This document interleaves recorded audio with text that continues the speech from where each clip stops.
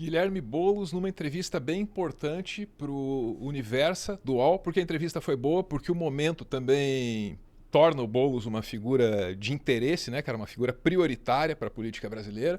Vamos com a Sofia, que acompanhou isso aí, tem um resumão para gente. Coisa interessante.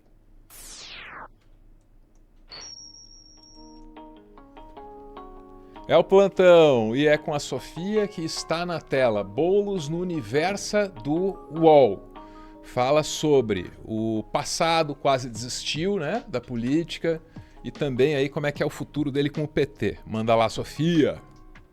Pois é, foi uma entrevista publicada agora no dia 7, né, hoje, e a entrevista, a certa altura, chega na questão de como a atuação política dele impacta na família, né, não só a vida dele, mas a vida da família dele. Ele vai falar sobre a carga de trabalho que isso que gera para a esposa dele, vai falar sobre as duas filhas. E quando ele chega nesse assunto das filhas, ele faz aí uma revelação de que, por causa de algo que aconteceu com elas, ele quase desistiu da carreira política. Vamos ouvir esse trechinho? Obrigado, Você sabe que a Universa do única UOL. vez que eu pensei em desistir da militância, eu sempre fui muito convicto das escolhas que eu fiz na vida. Sempre fui e fui. Liga a marcha e vai, não tem ré. Foi em 2018 que eu me meti naquela eleição para ser candidato a presidente, a eleição que o Bolsonaro ganhou. Sim. Sabendo que não ia ganhar, era para fazer um debate com a sociedade. E um dia minhas filhas, naquela época elas tinham 7, 6 anos, elas chegaram em casa chorando e falaram, não querem mais ir para a escola. Eu falei, mas por quê, filho? Porque falaram, as meninas lá se juntaram e falaram que meu pai é ladrão, invade a casa dos outros, é bandido, é terrorista. Eu fiquei perplexo, frio, eu falei, puta merda. Elas passando por isso, né? Eu penso, tudo bem, as suas escolhas você paga. Uhum. Agora, as suas filhas, com 5 anos de idade, com 6 anos de idade, 7 anos de idade, pagar pelas suas escolhas. Então, eu tenho esse... E tento lidar com isso, com elas, estando com elas quando eu posso. O domingo, o dia delas, eu brigo com o Luiz, que coordena a minha agenda, que às vezes ele quer pegar o domingo, ele é o vilão. Quer Luiz, pegar o dia domingo não para é botar seu, uma Luiz. agenda, uma assembleia em algum lugar, Você já uma tem reunião 4 dias numa para aturar o comunidade. Celtinha sem ar-condicionado. Deixa o domingo para as filhas. E aí o domingo, assim, tento aproveitar ao máximo, intensamente isso, esses momentos com elas. Pois é, então, eu vejo, Álvaro, que isso é uma coisa que é um pouco constante, assim, você vê nos políticos mais engajados, essa questão da família, né? Que é muito comum você ver a pessoa aguenta qualquer pancada com relação a ela, mas quando mira na família acaba pegando. E, infelizmente, essa é uma vulnerabilidade bem conhecida e bastante explorada também, né? Sem dúvida, sem dúvida.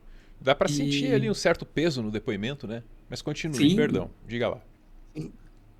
Não, daí ele também acaba depois saindo dessa questão da família, Álvaro. A entrevista acaba indo mais para a questão do futuro e apontando que lembrando que o Boulos vai ser candidato a prefeito, né, de São Paulo em 2024, né? A pré-candidatura dele já está posta aí.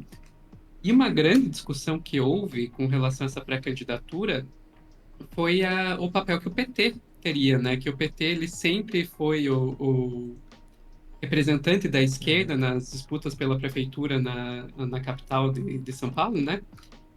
E na última eleição, agora em 2020, aconteceu uma coisa que era inédita até então, do PSOL ter sido o partido que representou a esquerda no segundo turno. E foi uma grande discussão, ok, o PT vai apoiar o PSOL ou vai ter candidato próprio?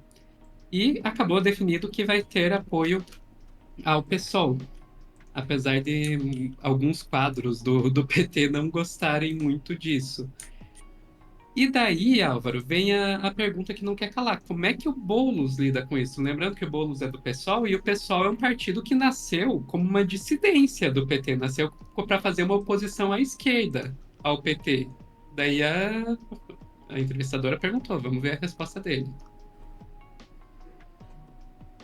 E com o apoio do PT, você vai conseguir fazer crítica ao PT? Que sempre foi uma marca forte do PSOL. Tati,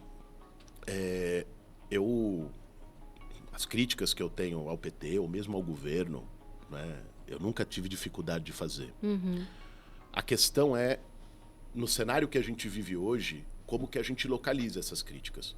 Uma coisa era quando o PSOL surgiu, e com uma crítica muito ácida e muito dura, o PSOL nasce de um racha do PT. Sim. Pela reforma da Previdência dos servidores que foi feita no primeiro ano do governo Lula. O Brasil, daquele período, de 20 anos atrás, era um. O Brasil de hoje, com uma extrema-direita organizada, com Bolsonaro quase tendo ganho a eleição e com o Lula tendo feito uma frente amplíssima para conseguir barrar isso com Alckmin de vice, é outro. Então, o lugar dessas críticas não pode ser o mesmo que era naquele período. Em 2002, 2003, 2005, quando o PSOL surgiu, não tinha extrema-direita organizada no Brasil. Era um outro cenário. Por isso eu acho que as críticas têm que ser preservadas. A esquerda não pode ser um campo de pensamento único. Por exemplo, o PSOL votou contra pautas que foram defendidas pelo governo na Câmara, né? Se posicionou, mesmo sendo base do governo Lula. Isso é importante ser base do governo Lula, porque esse governo tem que dar certo. Se esse governo der errado, Nossa Senhora. a gente sabe o que volta. Sim. Então, eu acho que o que surgiu nesse período histórico, que não foi uma mudança do PSOL, foi uma mudança do Brasil, trouxe para nós uma responsabilidade maior de unidade enquanto campo político. O que não é algo acrítico, mas é algo que a gente tem que saber preservar as convergências, né? Fazer com que o apontamento das diferenças não seja demolidor das convergências que a gente tem. O que eu tinha para trazer os trechos que eu selecionei da entrevista eram esses, a informação era essa, e agora vamos ao comentário. Não, vou começar com você, Álvaro. O que você achou dessa resposta? Porque eu achei um pouco ensaboada. O final? Eu achei maduro, Sofia. A responsabilidade da união. Eu gostei do conceito. De maneira muito terna, assim, de verdade mesmo. Mas vamos lá, quero ouvir você, porque você, pra ter no final colocado aí essa introdução, né, para uma cena pós-créditos nesse plantão, é porque você tem alguma opinião forte aí. Quero te ouvir. Vai lá. Não, eu achei um pouco ensaboada no sentido de que, ele vai, tem que ter crítica, mas ao mesmo tempo não dá para criticar, assim, para mim me pareceu um pouco em cima do muro. Eu entendo que o cenário é diferente, isso sem dúvidas é inegável, né? É inegável. 2003, 2023, esses 20 anos são completamente diferentes, né? Na história do Brasil. E eu também concordo com o Boulos na necessidade da crítica para fazer o governo dar certo, que é uma coisa que às vezes você vê que a militância petista tem um pouco de dificuldade de encarar isso, né? De que quem está fazendo crítica não necessariamente está torcendo contra o governo, às vezes está trabalhando a favor dele. Então, nesses pontos, eu vejo aí uma convergência da minha opinião com a do Boulos. Eu só achei um pouco vago. Ok, então como que se faz essas críticas? Em qual momento se faz essas críticas? Para mim, me pareceu meio ensaboado nesse sentido, sabe? No final das contas, eu saio meio que sem saber o que ele pensa sobre o assunto.